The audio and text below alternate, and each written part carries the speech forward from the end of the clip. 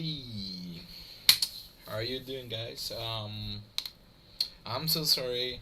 I haven't posted anything here in YouTube for a time. I've been taking care about my mom health, and yeah, yeah. It's a long time that I haven't I haven't posted anything in here, so I'm so sorry about that, guys. And yeah, and what are we gonna see here is this is for beginners. It's just to get used to about just just to know what does Blender have uh, inside of about the material section and things like that. I'm gonna try to explain a little bit slowly because this is I repeat, this is 100% for beginners. And what's going on here in Blender 4.2 is a very L it's a very stable for production version. So we have a full pack for production at the end of the day, and we have so much power right now on this version because we have a lot of materials in here. Especially, we can handle many things with the principal BSDF. So this is a material that has been developed by Disney long time ago, and RenderMan does have it. And the thing is this: Blender Foundation did just develop with Disney this material. So as you can see here, the scene has something pretty simple. It has like a ball proof in here for materials. I don't have anything special in here right now. I just have a special ball. That's it with the principal BSDF. I just changed some specific settings in here. So what do we have to know about this? So first of all, as you know, and if you are used to about V-Ray, RenderMan, and Arnold, and many other render engines in the market, so Cycles is extremely special because as long as you know, Branch van Bommel, the guy who developed the last code for Arnold, was the guy who developed Cycles render engine. So you're gonna see a lot of similarities in here with the previous version of Arnold in Cycles with the shaders.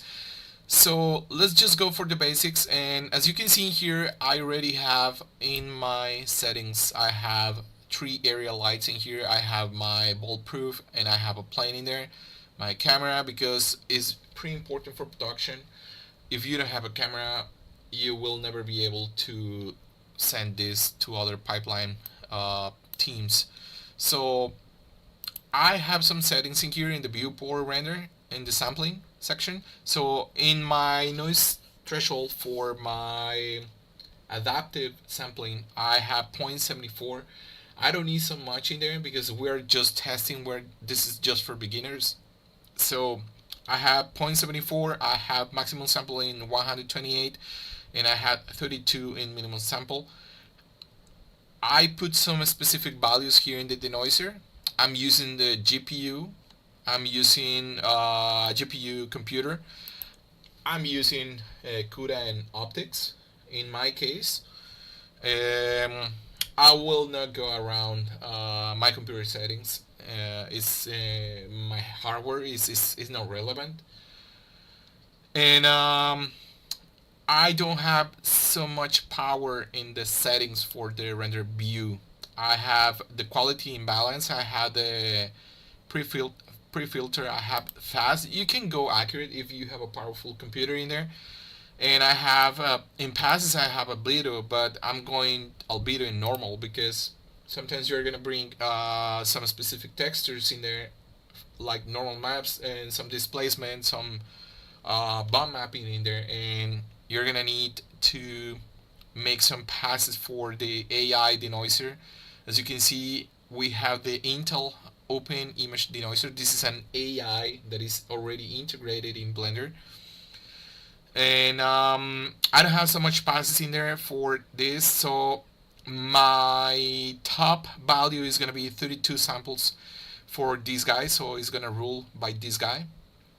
And the threshold for the adaptive sampling is going to be 0.74 pixels around the bouncing areas. So I will not have something so much higher than that. So first of all, I have an HDR, well, XSR, 32 bits image in there. I have not so much power in there. I have only 0.100 strength, and this is just for teaching you the principles, the basis for the principal BSDF. So first of all, we have some slots in here. You can call them layers or whatever you want. So in the slots, you can just add more slots in there in case that you want to apply some materials in some specific faces in there. So in my case, I don't need more.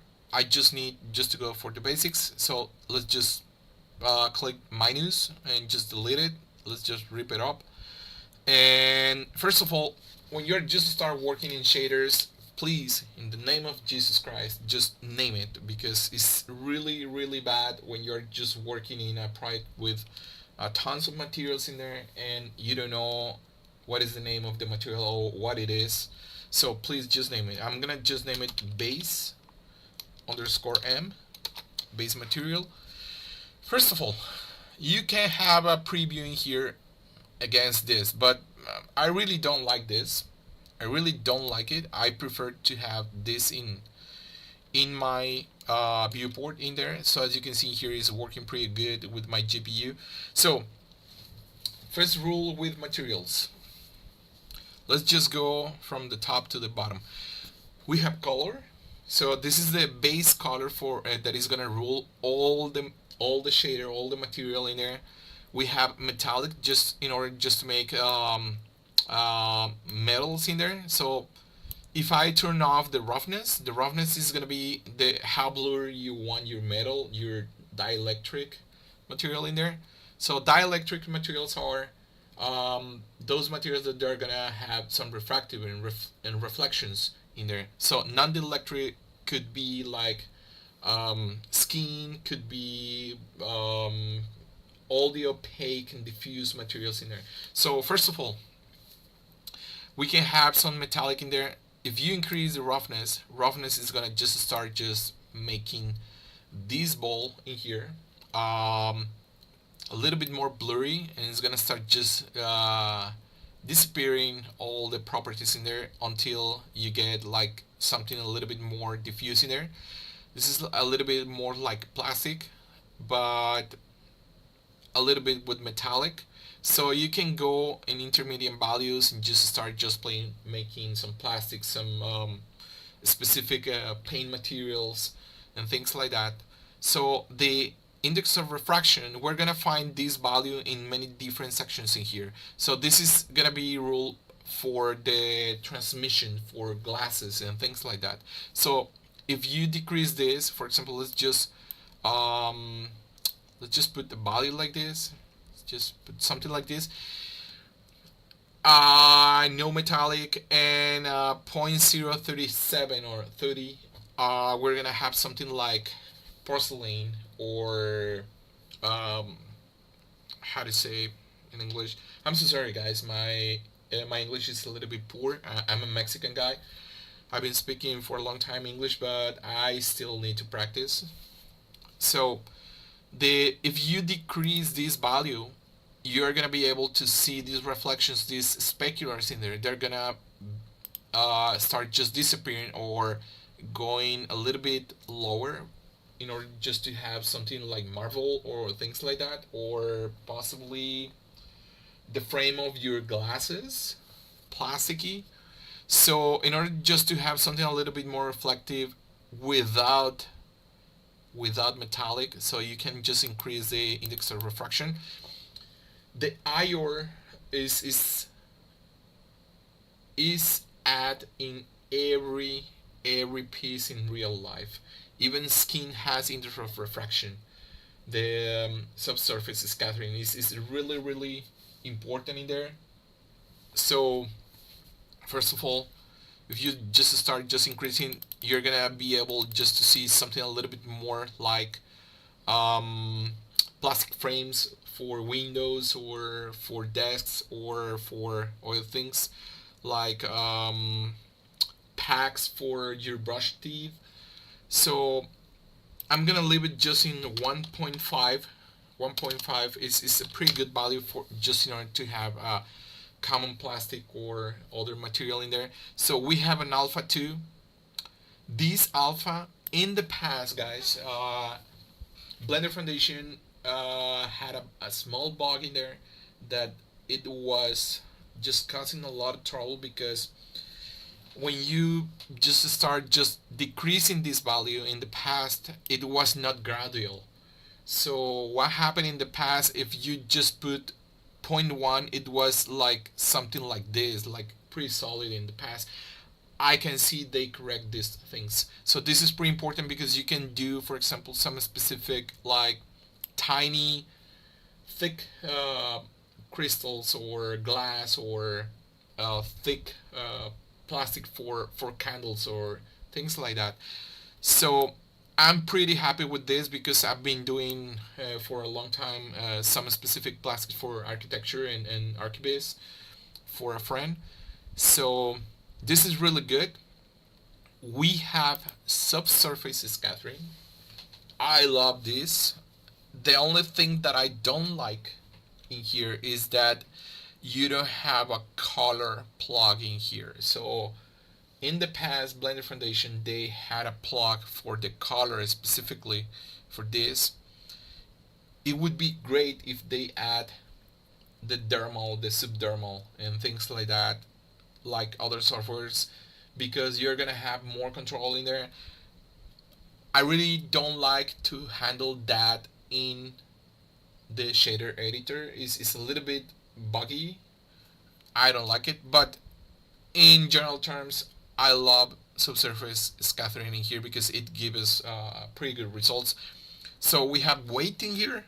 Is how much percentage is gonna affect the piece in the scene, and scale is how much is gonna propagate the translucency in the piece. For example, let's just increase this guy, and you're gonna be able to see some like reddish colors in here. If I increase a little bit more, you're gonna be able to see this is just going like marble, a little bit thick marble. So if I put it just 100%, we're gonna have something like this. This is really good for many like stylized architecture, like I don't know, columns, walls, and things like that for rich people.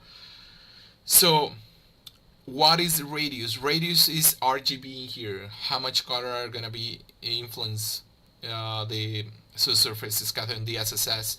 So if I increase the scaling here, for example, let's see, for example, it's just having a small value between this wall and this section in outside of the ball. Let's just increase it 0.100, and so we're gonna have something like this. This is gonna be like those candles, fancy candles that you're gonna see in the market, having this. What's going on here in the bottom? So it's because the RGB is just going from top to the bottom. We don't have a specific rule in here, so you can paint the influence, and you can just plug it in here in the scale or in the weight value. So also you can just play with these values in here just in order just to have a different colors here in the piece. Let's just, for example, create some fast base skin in here. Let's just increase this value 0.5. So this is a base just for skin. Then you need to plug some some colors in here, some textures in here, in order just to have something a little bit more accurate for skin, for human skin or other kind of skin. This looks a little bit more like the engineer's skin, like if you remember Alien Prometheus. um, this is a little bit more the basic for that skin. So you can just start decreasing this in order just to have a different result. For example, something like this, you can see it's a little bit less reddish. It's a little bit more yellow. So let's just increase, for example, the green value, something like this, and the blue value. So we're gonna have, this is the base for the color for the engineers in Prometheus. So then you just paint your textures in there. And I remember a friend that who was working in there in Prometheus. He told me that they use not so much roughness in the speculars. They just play with the, they bake an AO for the engineer and just use those colors just to see the gaps, the cavities, and things like that. And they just plug it here in the base color, and then just something like this. So let's go for the other guys. So in the other sections, so we have specular. So this section is attached to roughness, iron, and metallic. So depending on these values, we're gonna have some different kind of results in there. For example, let's just increase for metallic and have something like this. And then, for example, what happens if I just reduce this guy? So we're gonna have small, very small results in there. Not, you will not be able just to perceive so much in there, but believe me guys, they are affected by these guys in here. So what's next in here? So you can add color here in the specular in here. So you can add in all the specular sections all the colors in there, and you're gonna have these kind of results for different kind of materials, like um, uh, I don't know, some like oxide in there, like some wear and tear. And the anisotropic in there is this is the clue, for example, to make like some blue or polished steel in there. For example, let's just increase this value in here, and we're gonna have these kind of results. As you can see, all the speculars in here and reflections are just getting distorted according to how much power on the anisotropic is just happening here. It's gonna be ruled by the shape of the model that we have in here. Also, you can just go to the all way. You can just apply some textures in there and just make all the anisotropic and the all style like we did it before in the past with some brush lines. And we can just rotate these guys in here, as you can see here in the section. We can just start just changing the rotation and the angle of these guys in here. And yeah, so we can just start just having something like this. Have some brush metals in there, and you're gonna have some results for steel, for like how to say, some like industrial interiors, for pipes and vents and things like that. So this is pretty good actually. And oh yeah, yeah, actually yes, yeah, actually, yeah, you can have fun in there, and you can just start just changing these things. It's about proof and error in this case, but this is just showing for 100% beginners what does all of these settings do in the principal BSDS. So we have some filters in here, some distribution filters. We have GGX and multi-scatter GGX. Those are calculations, the algorithm for the principal BFDS and for materials here in Blender. You're gonna have these kind of filters in other render engines. Are it depends on the results. Some of them are gonna be a little bit more sharp, and some of them are gonna be a little bit more blurred. So then in the next section we're gonna see we're gonna be able to see this small section that it says transmissions. Transmission is for glass, for things that you have transparent things like glass, plastic, transparent things. So we're gonna just increase this value 100% and we're gonna have these results. First of all, as you can see here, it's a little bit dark, this glass in here. So first of all, if you want a more realistic glass in here, so you need to go 100% white in here. It's not a good advice because in production is, if you go 100% black and 100% white, you're gonna have trouble in the other departments, for example in lighting and look depth, because they're gonna come back to you and they're gonna say, hey man, I need that you tweak back those values a little bit more gray, because we're gonna be able in production just to change those uh, looks in the values in the material in post production. So we can just go a little bit more bright, a little bit more dark in post production. So never go 100% white, never go 100% black. Is not good, because you are not gonna have any margin of error in post production in the in Nuke or Fusion. In my case, for compositing, I use Blender, but also I switch from Nuke to Fusion because it's free. First of all, there's a free version in there. You can just do with 3K your projects in there, even your demo reel. And for Blender, I have to be honest, I love how versatile is Blender for compositing. So I do my own gizmos for post production in there. So for glass, this is something a little bit more. This is just basics. It's not going anything advanced. Not to add like wear and tear things in there, like fingerprints and things like that. So I will not go there. This is just for beginners. So this is a way just to have some transmissions for glass in here. You can change the color. The color of the glass is gonna be ruled by the base color. This is really good because in some softwares like Arnold, if you put the base color in other color, the glass will not change in Arnold. Yeah, yeah. Oh yeah, yeah, yeah, yeah. Yeah, yeah. You can just subscribe in DaVinci, and then you can just get for free if you don't use it commercially. Fusion is pretty good actually. It's really, really, really good. I have to be pretty honest. I have a lot of friends that they work on in different TV series, and they were using a lot of Fusion for some for example for Game of Thrones.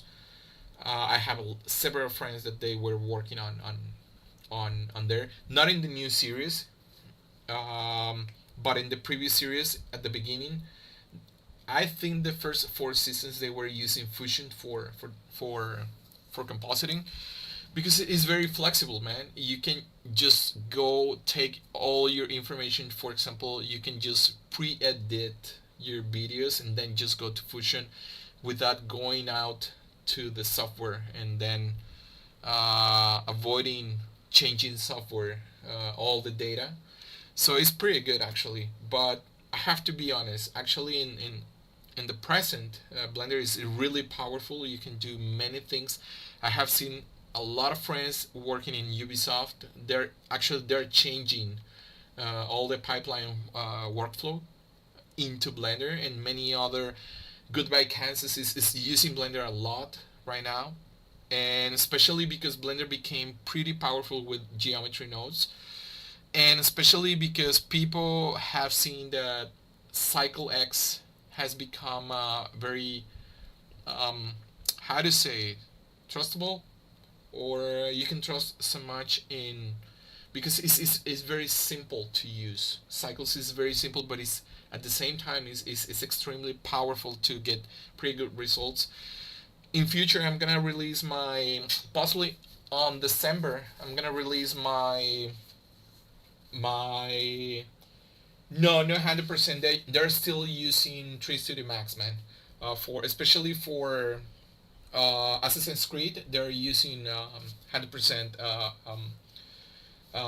3 Studio Max, and they're using Maya for animation. But for Blender, they're using, I think they're using it for environments, because you know, Paint Houdini licenses is extremely high. The price is really high. I love Houdini. I know how to use it, but Blender came here just to say, excuse me, I'm going through, and it's doing really amazing things. And I have seen a guy. I don't know where is he from. I think I think he's from Czech Republic. He's using Blender with Unreal. He developed a script to migrate all the geometry node results into the procedural process in Unreal Engine. That's dope. I have to be honest, because you're gonna save so much time in there, and you're gonna be able to see a better process, a little bit more natural processes. And I was working for Disney projects in Vancouver for 2.5 years, and I was using Blender. Many people was using Blender in there because it's really flexible, man. Blender has pretty good tools. So let's just continue here. So for here, let's just go through code. Code is like a second, it's like a second layer of roughness in there.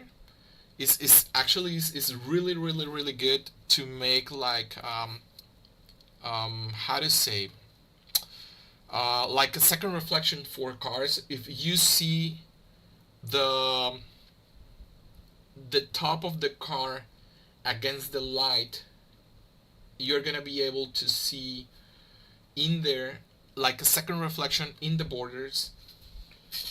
Um, oh yeah, no, actually they have pretty good relationships in there. They have been sponsored. Yeah, yeah. I have some friends in Brandon Foundation too, and I know Paulo Vasquez in there, and yeah, code is pretty good actually, because it's gonna give you like a second layer in there for reflections in there.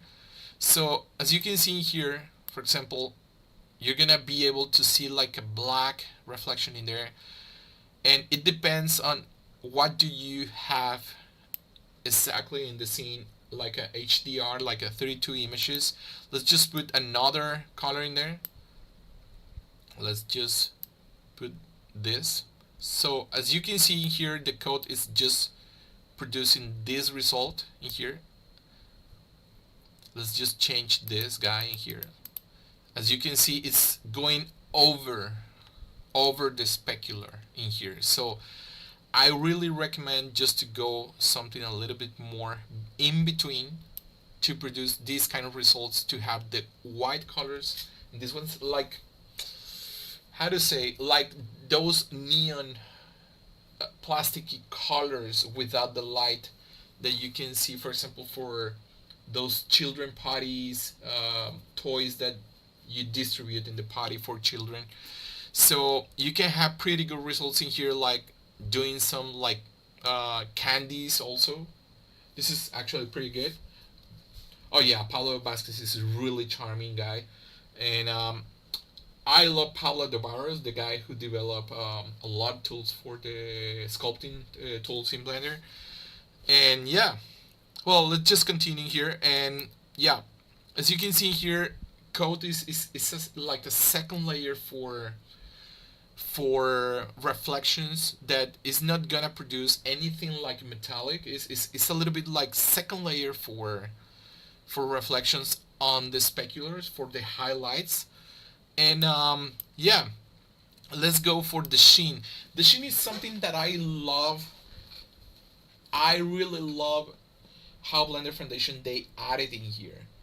I love it because I've been waiting for this for a long time, and I was doing all my Fresnel effects manually in the Blender edit and the shader editor, and here is really simple because you have how much influence is gonna add in here in the scene. So as you can see here, it doesn't look anything like Ladol in here. So let's just add a color in there, like something like this, and it's gonna add something like a Fresnel effect.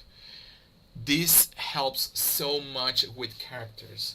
Characters are pretty good, and oh yeah, yeah, I've been following Paulo Dubaros since a long time ago because I'm half Mexican, half Spanish guy. I was living in Madrid for some years, but I had to come back to Mexico just to take care about my mom's health. And but I know many people in the industry right now, and I usually I was a Maya user. I started with Maya a long time ago. I'm a 43 years old guy.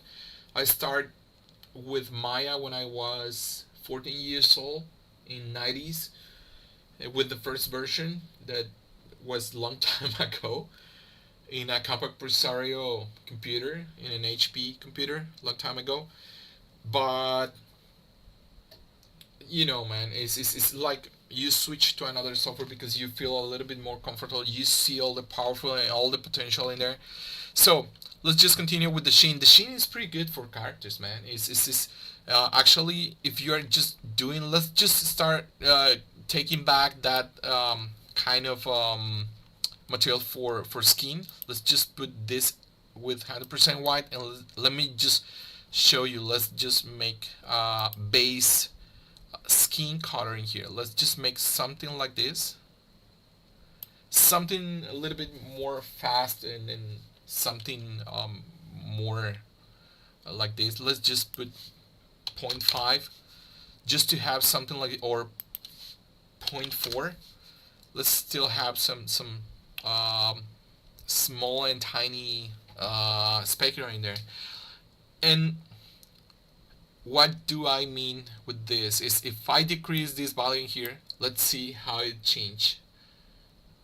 The sheen value is like a Fresnel effect that is gonna show you an effect that the light is gonna bounce around the the shape. Is what the light is gonna touch first and bounce in a shape. So physically is what the light is gonna touch first in the shape, what the camera sees in there. So this looks a little bit more stylized. Many people's using this in many productions right now for this. I heard in Spain there's a lot of people using Blender right now in Canary Island in Tenerife, that is using Blender right now for TV shows, and it's really good. That man, it's because if you have the tools, just go for it, and that's it. So this effect is rule. The effect, as you can see, is white in the corners in every border in here is ruled by the roughness of the sheen. So if you just start just decreasing this guy, you're gonna be able still to see the effect in there, but it's gonna start just disappearing in there, as you can see here. But if you start just increasing this guy in here, you're gonna be able to see something a little bit more like that Fresnel effect, like fabric, like satins fabric for coats and things like that. You can change the color, use the psychology of the color, like in graphic design. What is the opposite color of red? Is a little bit more like green or blue in here, so you can have something like this. it it depends what productions is requesting in a show. It's something that you need to understand when you are in a studio in there. I was in Germany actually. I was in München for 5 years. I was in there for 5 years. I was in Fish Blowing Bubbles, and I was working in a movie in there for children. And also I was in Spain in Madrid. I was working in there for video projections for 3D environments. And yeah, what can I tell you, man? It's thank you, man. And I was blessed because I learned many things. I have to be honest. I learned more things on gaming production than in film and TV production. My last job was at Disney in Vancouver. I was working in a subsidiary for Disney, but I was working directly for Disney projects for TV shows. And previously, I was working at EA. I was working in Plants vs. Zombie Battle for Neighborville, but I learned many things about materials, shaders, and PBR materials, and to understand how the shaders works properly in production in general terms, not only for games, not only for films, in general. So as many people actual production in right now. Yeah, I know. It's really cool, man. The people that is working in there is really cool, man. But I have to be honest. In game, I learned many things. I have to be honest. My best friend, I met my best friend in at EA, and he's really cool guy that is working right now for Atomic Cartoons in Vancouver, Alejandro Dumas, and he's an amazing artist. He's really nice guy, and he taught me many things about how to understand PBR and materials in general. And um, oh yeah, well, I wish you all the best, man. I wish you all the best. Right now, I'm just teaching right now at some universities here in Mexico, and I hope in future, I hope soon I get a new job in other country. I'm a traveling guy. I love traveling. I was living in Munich. I live in Spain. I live in Italy, in Netherlands. I live in States. I live in Canada. I live in Tokyo, and I had to come back here to Mexico for many personal reasons. But yeah, let's just continue here. So let's we have some emissions things in here. We have emissions. Emissions are pretty good. Why? Because the many people say, "Oh yeah, what is cool about emissions?" Emissions are good because you can use them for many things. First of all, you can use emissions to make AUVs, custom AUVs. You can just extract custom AUVs here in Blender for materials in this section. For example, you can just make override materials in here, like to make something very specific. But not only that, you can make shader AUVs. So you can extract a lot of things in there. Yeah, actually, I was working with one guy who was working in Weta for a long time, Ty Shelton. He's working right now in Leica, and he's really cool guy. And also, I was working with Curtis Dowie. He was working in the King Lion, and I met a lot of people at EA because they pay pretty good actually. And yeah, you can for shaders you can just start just using a specific shader for override.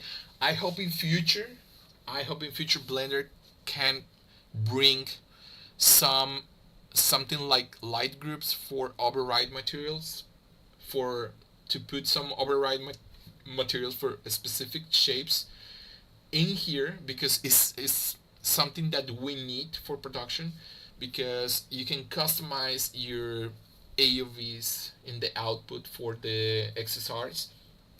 So I really hope I'm gonna try to send my request in the Blender Foundation section in there, because it's really necessary to have material override for a specific for each object. It's really necessary. You can manage and you can just go back and forward with non-destructive work, but this is a little bit more this is okay right now because it's for the final result, but it's gonna apply for everything in the scene.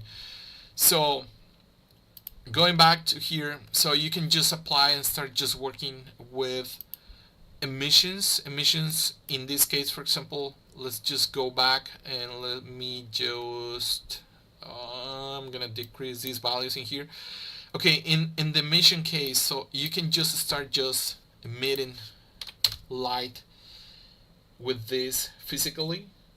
The only bad thing that you won't have in here is that you will not have control on the shadows for emission or for emitters like this, because they're just spreading radiation in there like crazy. So you will not have any control on shadows when you have an emission shader in there.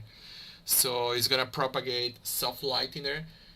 It would be great to have some controls like the area lights to control a little bit more the roughness of the shadows in with the missions. You can change your colors in there, and then you can just extract your AOVs and then control your colors in post production. In my case personally, I have to be honest, because this is spreading light. I would prefer I would prefer just to have the final color that we're gonna apply in the final shot.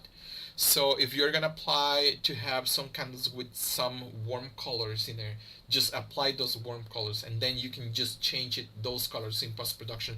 But don't put 100% white, or in case if production requests white colors, that's pretty good. It's alright. Then you can use your AOVs. You can just produce a shader AOV custom output in there, and then you can just change it in there. So, and finally, let me just show you something pretty cool.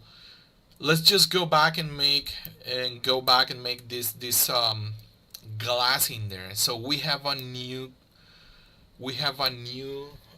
setting in here. So we have here the thin film. The thin film, many people was doing this manually, this effect, like doing bubbles.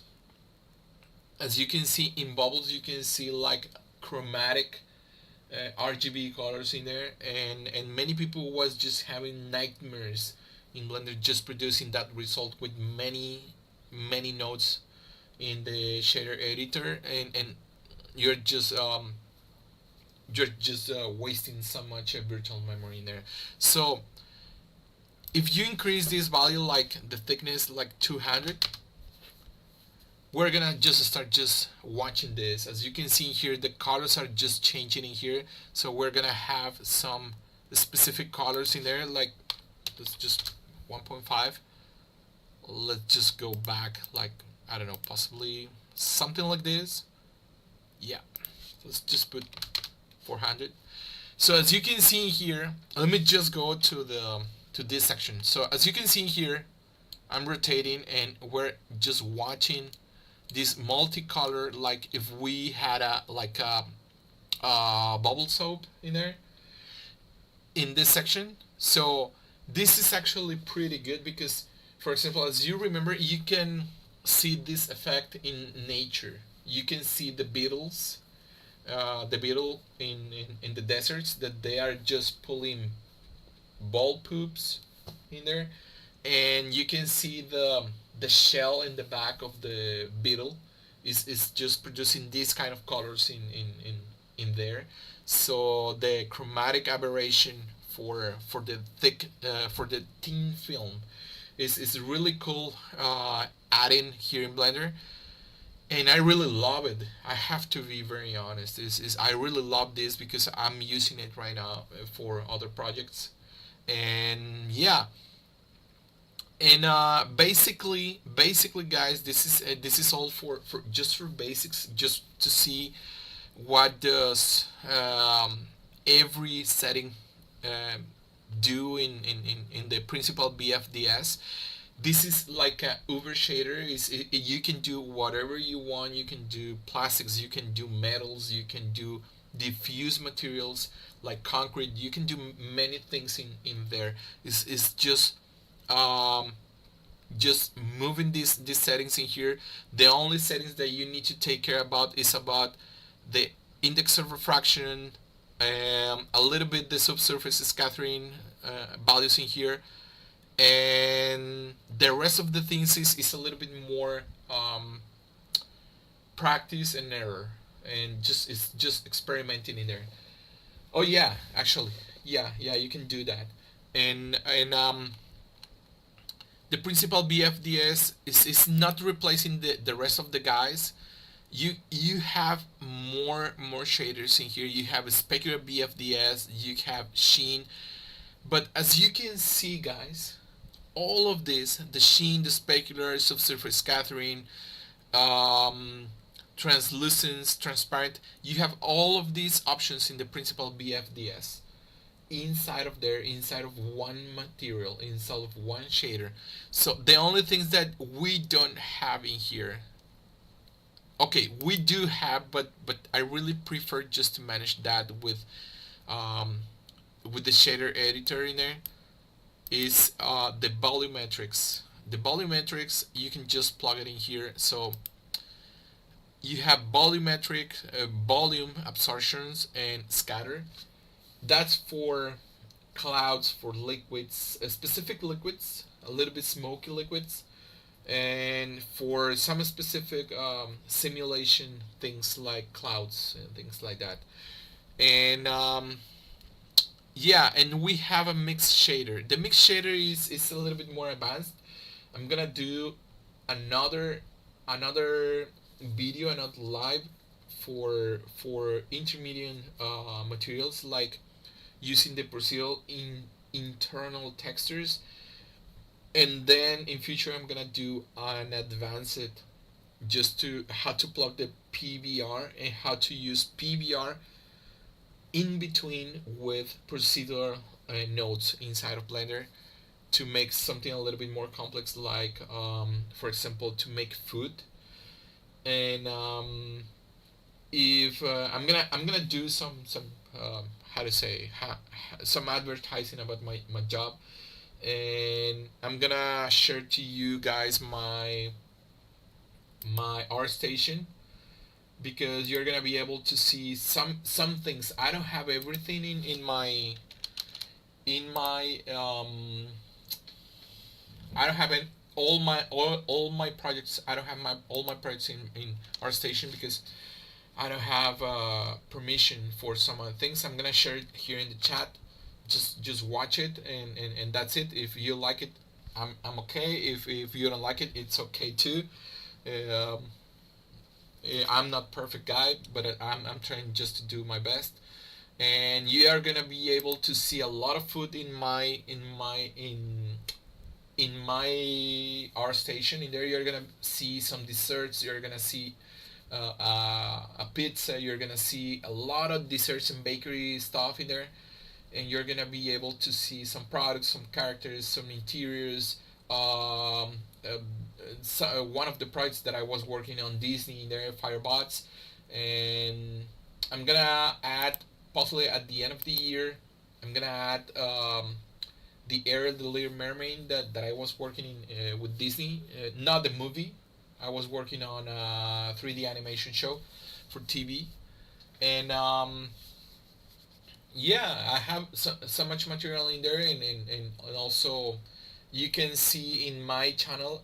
You're gonna be able. I think you're gonna be able to see my demo reel, my old demo reel, but I'm gonna release my new demo reel on December. I promise. And you're gonna see something pretty cool. I'm gonna put all my heart in there, because I want to get a new job in there. I want to travel more. I know the world is a little bit messy right now, but I don't think about that, because if you put so much attention about the chaos that is right now ruling the world, um, you're gonna feel bad and you're gonna get depressed. I prefer to stay busy, to have a busy mind, than staying frustrated.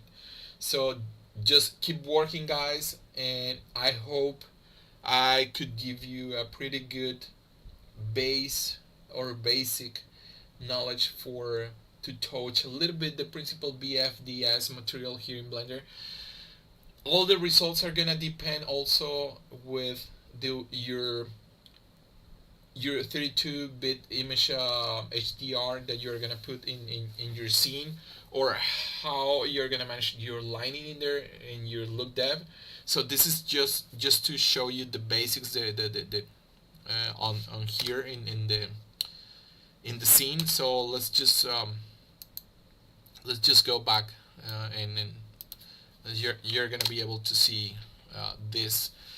So thank you very much, and see you next time, guys. I'm gonna share with you two more parts, intermediate and advanced shaders, and then I'm gonna show you how to add scratches, how to add a little bit more detail on glass and things like that.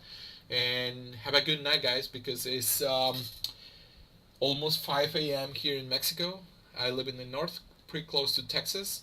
So, gute Nacht, and see you guys, and have a good night, and bon voyage.